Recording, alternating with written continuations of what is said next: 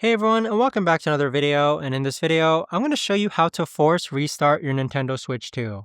Now this video is going to be particularly useful for individuals. Let's say that you have a Nintendo Switch 2, and for some reason you're running into a frozen or black screen. How do you actually go ahead and force restart it? Now this video is going to be short, sweet, and simple, guys. There's not going to be a lot of steps involved. So what we're first going to do is that you want to go ahead and grab your Nintendo Switch 2. And let's go ahead and actually power it on. So right now the Nintendo Switch 2 is on. So on the upper left hand corner, you want to find the power button. So press and hold the power button for about 3 to 5 seconds. And then this window is going to appear. So what actually you need to do is that if you don't have access to this menu here, let's say that it's not responsive, you could actually just go ahead and click on power options and then restart or power off.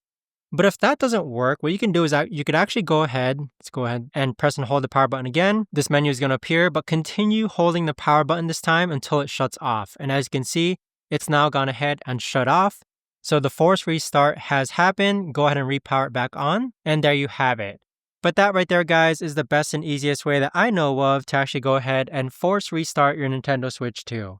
If you guys know of a better or easier way to actually do this, let me know in the comments down below. I would love to know. Thanks so much for watching, everyone, and I'll see you guys all in the next video.